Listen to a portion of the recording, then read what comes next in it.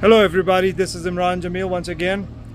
A really hot sunny day, but I'm here at the BMW dealership, and one of my favorite cars so far, the best SUV from driving perspective, is this BMW X7.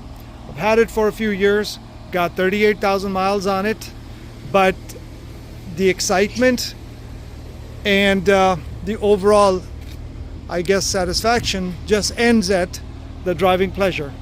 I already made a detailed video showing the shortcomings as a family vehicle. You know, with the seats not folding, but nothing major. An awesome car overall. But right now, this is bringing me the biggest disappointment, because little things here and there have really been bugging the hell out of me. And the BMW dealership is good, but the service itself is mind-boggling, and I'll tell you why.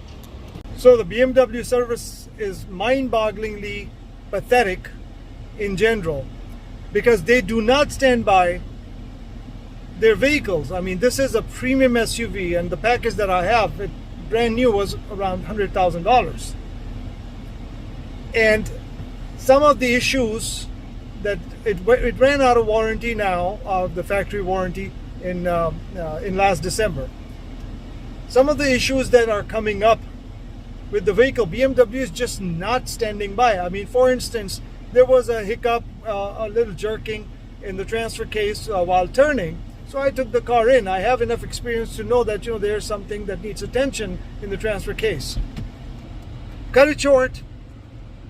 They told me that, yeah, it's a suspect, it's a known problem or a common issue with these vehicles, but we need to perform a service first, and then you have to drive it 125 to 130,000 miles before BMW will consider replacing it. It could be transmission, so it's horrifying, what they told.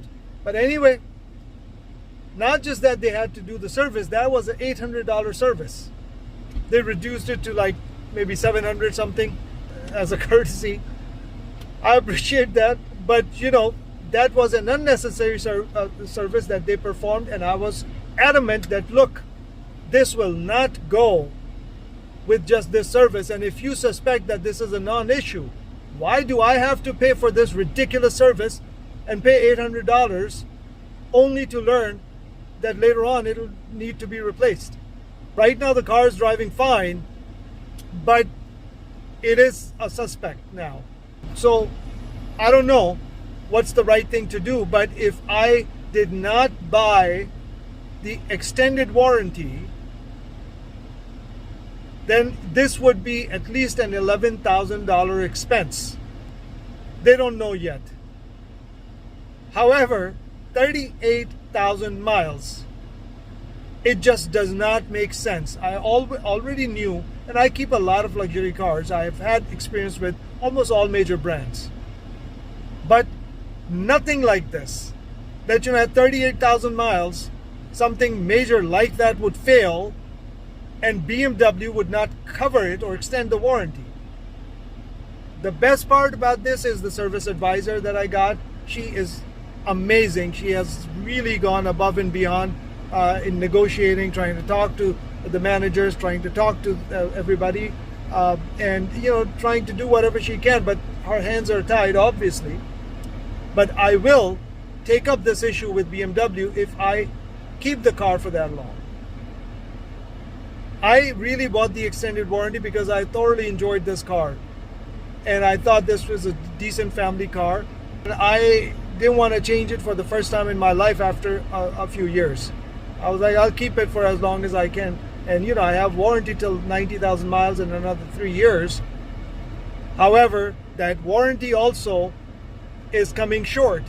There was a sensor that failed on a safety system, again 38,000 miles, and that sensor was basically responsible for the lane change assist, where the car would bring it back in the lane, and because of that one sensor, the whole safety system were failing. That sensor alone was not covered Again, 37,000 miles.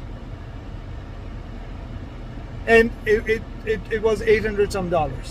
It's just one thing after the other, not to mention the under warranty work that I've gone through.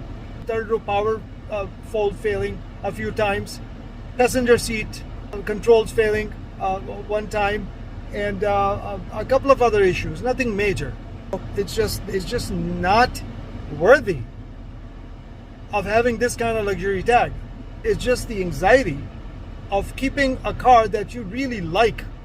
But after this bad taste, I still like the car. I would just stick to my normal formula that I would buy these cars and keep them under warranty and then get rid of them after warranty. And I guess there's no better way to enjoy these cars. Otherwise, they could become endless money pits. Hello everybody, this is Imran Jamil once again. Today I'm going to talk about a very specific topic. These days most people lease cars or own cars within warranty period and then get rid of them. It's pretty common. But if you decide to go past the warranty, especially if you own luxury brands, what type of situations can you face?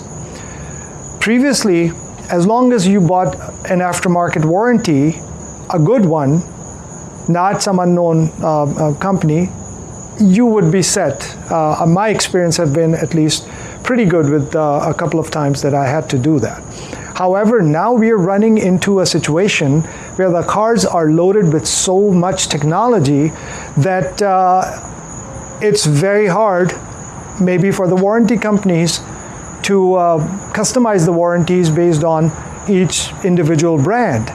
And I just am facing a situation right now where BMW X7 that I have, I love the car overall, but you know, it has its share of issues. It's a 2020, and I've had it for a few years, but I liked it enough that I thought that, you know, when the warranty expired, it only has 38,000 miles right now. So I was like, okay, you know what, I can probably keep it for a little bit longer, and I went ahead and bought a warranty. And after that, sure enough, warranty expired in December. A few months later, I started experiencing this transfer case shutter, which the BMWs are known for, or it's a pretty common issue with most of them. Where what happens is, in slow speed specifically, it likes its jumping or slipping or jerking, you know, when you're trying to turn the car, and then sometimes when you're going straight, you know, you can feel a jerk or two. Not always present, but while turning, you could feel it, you could count on it. Took it to the BMW dealer. Obviously, it was out of warranty, but 38,000 miles, mind you. They have this thing that you have to perform the oil change and service done on that transfer case before BMW would do anything. I would understand if BMW is covering that. They outright refused, which is ridiculous. That, you know, 4 years, 50,000 miles, I understand, but for something related to the drivetrain going bad, should have been covered. Now, the warranty that I had would not cover that service, because obviously it's considered to be maintenance item, which I understand. But if BMW had replaced the transfer case at that time, they would fully cover it. That's not the problem. Service is a service, but this one cost me $800. And I'm like, you know, why should I pay for this service when you know that I'm going to need the transfer case? They're like, okay, you know, we have to do it, and then you have to drive 125 miles after that, and then if the problem persists, then BMW will cover it. Okay, generally speaking, then the method should be that if the service didn't resolve it, at least a portion of that payment should be applied towards the actual repair. If I'm not getting the repair done, yeah, fair enough that they charge for the service that they performed. That didn't happen. Now we are at a place where, you know, I've just called BMW of North America and explained the situation to them. I appreciate what they tried to do. The repair itself was $11,000 to replace the transfer case and some components here and there that are related. I don't know exactly. But BMW would not cover it all the way. They first told me that, okay, they'll knock it down to $5,000, where I would have to come up with $5,000. Then I was not happy with that. I was like, okay, I appreciate what you guys are trying to do, but 38,000 miles, stand behind your product a little bit at least. You know, if you know that this is a known problem, why don't you expand the warranty or issue a recall? So obviously, the people I was talking to were not in power of doing so. Anyway, cut it short, now they dropped it down to $2,500. I was like, okay, I've been paying for this aftermarket warranty for about 7-8 months now. I would like you to take that other portion and take it out of the warranty. They're like, no, that's not going to happen. Either BMW covers what they're giving you, or your warranty covers the whole thing. There's no in between. It's ridiculous, to me at least. Then the service manager was nice enough, and mind you, during all of this process, the staff was pretty good. So then the service manager basically talked to the warranty, and you know, as we expected, they said that no, they're going to go through their own process. They're not going to do bits and pieces here and there. So now I decided to just let the warranty take care of that. The other issue I had was one of the sensors, the lane keep assist feature that it has, and it's a very aggressive feature where the steering wheel just brings it back to the lane if you're going out. That sensor, it's an actuator, steering wheel actuator that went away. Because of that, the whole safety system was just shutting off, saying that, you know, you cannot use it. I could not use adaptive cruise control. I could not use any of the other features that are there. So warranty that I have covers the actuators, covers the sensors, but only the ones that they have listed in the warranty. And this is not something that was listed in there. So again, got into a dilemma where, you know, they said that they would not cover it. So having said that, had to come up with the whole cost out of my pocket again. It's quite frustrating. And now the other thing that I'm facing is the software, over-the-air software upgrade just doesn't work. It just gets stuck at somewhere. I've read that, you know, the battery voltage might be an issue and things like that. I've tried it a couple of times, it didn't work, and the dealership wants to charge $350 for that. So they're just too much, you know, for a car that has 38,000 miles. Otherwise a great vehicle, but is it worth it?